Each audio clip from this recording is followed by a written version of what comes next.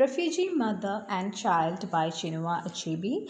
Chinua Achebe was born in eastern Nigeria when Nigeria was a British colony, and so he has grown up in a British colony or under the British colonialism.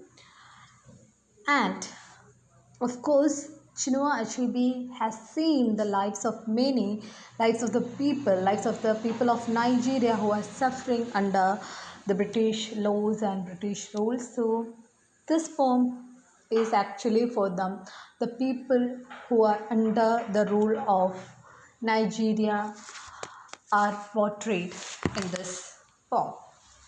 So in this poem, Refugee Mother and Child, Chinua Achebe exposed the horrors and evils of colonial exploitation and oppression.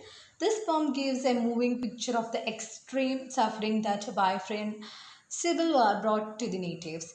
It is a story of an entire nation starved to death. Children were the worst victim. They died in thousands, suffering from famine and malnutrition and deadly diseases.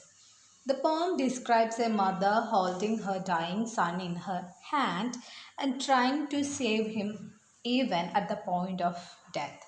This picture of motherly tenderness is more appealing than any picture of Virgin Mary and Jesus. So this mother is compared to the Virgin Mary, and this mother is more appealing than the Virgin Mary herself. The air everywhere is heavy with the smell of diarrhea, so the people are living in a really stinky condition. The unwashed children with washed out ribs and dried up bottoms and blown up bellies struggle to move about on thin legs. So this is the physical structure of the children who are living there, because they don't have any food or they lack nutrition. So their physical structure has changed. Their bellies have all blown up and they are really struggling to move their legs.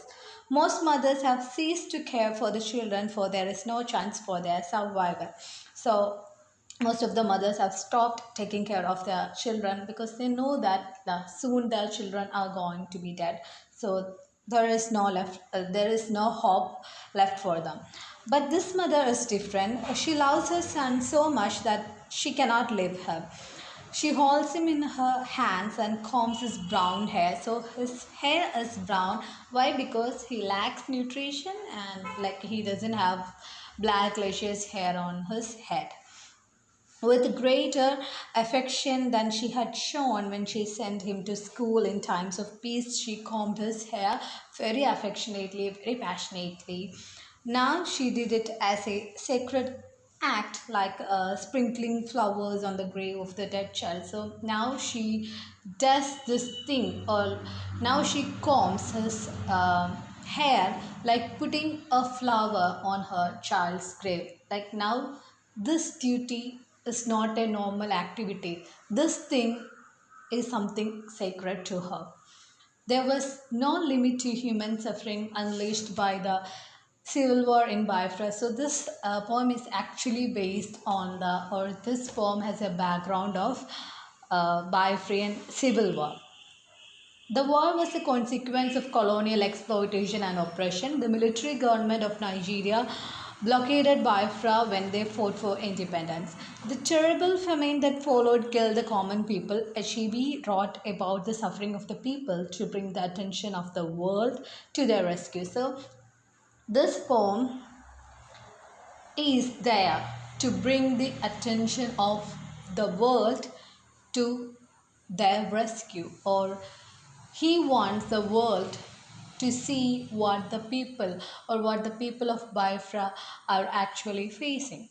He has shown the cruelty of the government and the helplessness of the poor people. So, actually, the government of Biafra is not at all helping them. So, their condition is still going on like this, and the people are really helpless. And Chinua Achebe really wants this thing to change. So, for a change, he needs to do something. So, in this poem, Achebe embarks on listing the endless problems that afflict his land.